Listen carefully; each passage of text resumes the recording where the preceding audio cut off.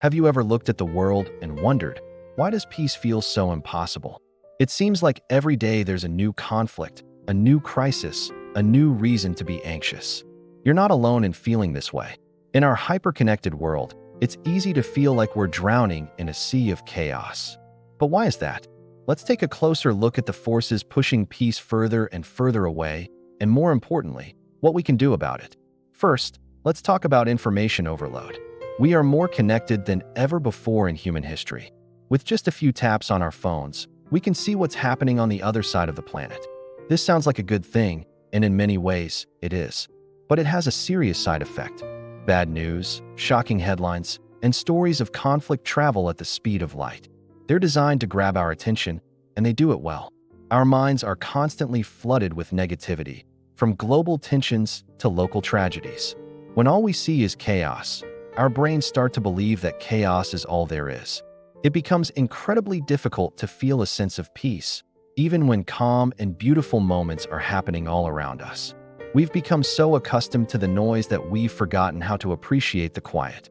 This constant barrage of negativity breeds our second major problem: fear and distrust. When the world feels like a dangerous and unpredictable place, our natural instinct is to be on guard. This is happening at every level of society. Globally, governments view each other with suspicion, engaging in power plays rather than building partnerships.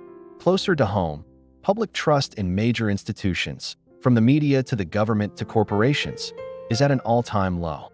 We question motives, we doubt intentions, and we expect the worst. This erosion of trust doesn't stop at the institutional level. It seeps into our personal lives. We become more guarded with our neighbors, more skeptical of strangers, and even more cautious in our online interactions. We're building walls, both literally and metaphorically. But a world built on fear cannot produce peace. Fear makes us defensive, reactive, and closed off. Peace, on the other hand, requires openness, vulnerability, and a belief in the good of others. This culture of distrust fuels the third obstacle, a mindset of competition over cooperation.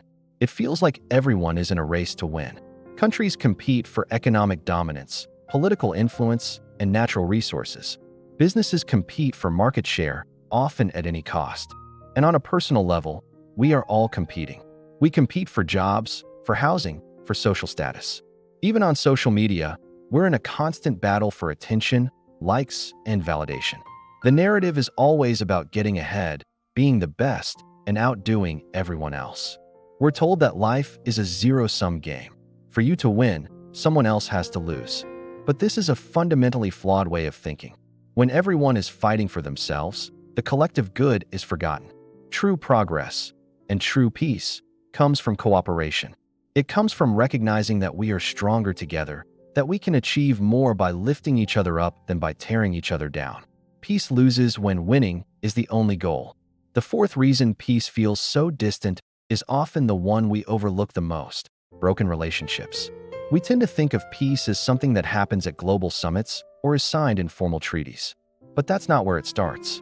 Peace begins much closer to home. It begins in our families, in our friendships, and in our communities. It starts with the way we treat the people closest to us. Yet, so many of us are struggling. Mental health challenges are on the rise. Stress, anxiety, and burnout have become the new normal. Many people feel emotionally drained, isolated, and disconnected from those around them. How can we expect to build a peaceful society when so many individuals lack peace within themselves? If a person's inner world is in turmoil, they will project that turmoil onto their relationships and their environment. A society is just a collection of individuals. If the building blocks, the people, are hurting, the entire structure will be unstable. Peace on the outside is a reflection of peace on the inside. This lack of inner peace leads directly to our fifth hurdle: a decline in empathy. Empathy is the ability to understand and share the feelings of another person. It's the glue that holds society together. But it seems to be in short supply. In our fast-paced, highly polarized world, we argue much faster than we listen. We're so eager to prove our own point that we don't take the time to understand someone else's perspective. Conversations become debates, and debates become shouting matches. We talk more than ever, through texts, comments, and posts, but we seem to understand each other less and less.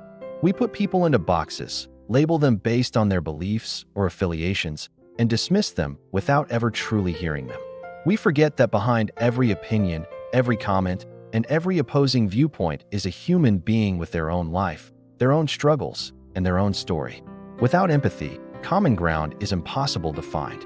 Without empathy, compromise is seen as weakness.